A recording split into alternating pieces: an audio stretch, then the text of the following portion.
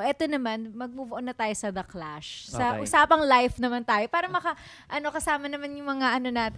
Singers pala kayo. Sorry. Tama Sorry. naman. Pasensya na. Yung mga gusto Offensive. yung mga Grabe moments ka. naman sa life na gusto nyong balikan or mga ayaw nyong balikan. O halimbawa, let's start with yung mga hobbies or talents na hindi nyo masyado na-explore, ganon. Ano yung mga gusto nyong, yung mga interested kayo dati, pero hindi nyo na binalikan, ganyan. Ako, siguro hobby ko dati. First sport ko kasi talaga swimming. Yun, swimmer talaga ako until mga grade 6, first year high school. Tapos natigil kasi siya kasi syempre pag high school ka na 13, 14, yung mga kalaban mo, medyo gumaganda na yung mga katawan. Mga macho na, gano'n. Ako mabilis naman ako dati, pero na-deter ka? ako, kasi magko-compete na kami, nandun kami. Isipin mo, nakatrunk sila lahat. Tapos ako, naka-rash guard ako, tapos bochog. Okay. So yung tinigil ko siya kasi na-insecure ako dati. Oo. Yun din, same. Back to you. Yeah. Pwede mo pa rin balikan. Oo, isda pa rin naman ako. Pero, Isda. ayun. Yun lang naman. Sayang lang siya kasi if ever sinubukan ko talaga, sana nag-compete pa ako and wala lang. Makakatulong din siya actually like in the future sana. Mas maganda sana yung katawan ko. Why not let's make it a goal na Yeah, the two of you. Ikaw, do you're it. gonna dance again and you'll swim again. what if? Sige. Okay. Okay, Gawin natin. Bestie. How about you Okay. guys? Bukod sa singing. Oo. Any other interests na Pwedeng di nyo sa na- love, pwedeng sa kahit Oo. saan.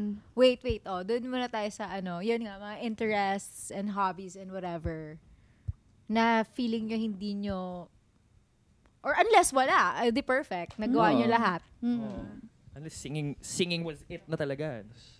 Well, paano ba? Yung sa singing kasi, kung sa singing, para sa akin, kinukwento ko sa kanya yun 6 years ago, na parang sabi, ilang taon ka nung 19. 19 na nag-meet tayo.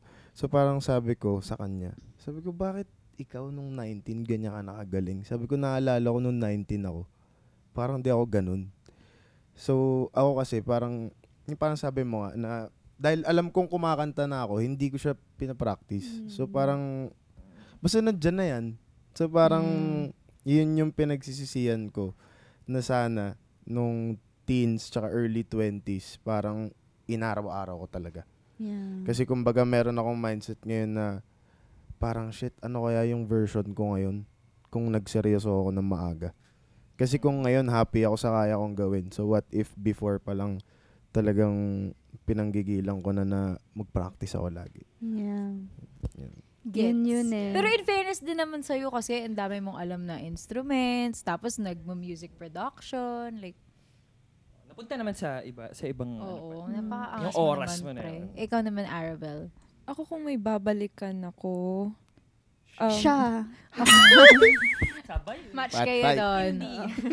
hindi ganun. Siguro yung first course na kinuha ko nung nag-college ako, which is architecture. Yun talaga yung dream course ko nung ever since. Nandun, umikot lang siya sa engineering, architecture. Gusto ko kasi yung nakikita yung mga mga structures, yung mga bahay, ganyan. Pero dahil nung time na yun, papunta na ng pandemic that time. Tapos, singer na ako na nag-events din ako. Ang hirap pag architecture yung kinuha mo tapos nag-events ka pa outside. Kasi dapat yung course na yun, committed ka. Yung oras mo dapat nandun eh. Tapos, plates kasi yung ginagawa. So, dapat doon sa schedule na binigay sa'yo, sa deadline, mabigay mo agad. Parang, nakakapasa ka, pero yung katawan mo parang, Hindi nakakapasa yung katawan mo yung napapagod. Nakakapasa. Nakakapasa. So, tsaka, pero hindi naman siya totally regretting sa akin na hindi ko siya natapos ngayon. Marketing student ako na pag-graduate na din naman. Kaya, ayun. Pero kung babalikan ko, yun, architecture talaga. Gets din. Nasimulan ko siya pero hindi ko siya natapos. Nag-engineering ako. Engineering yung first course ko eh.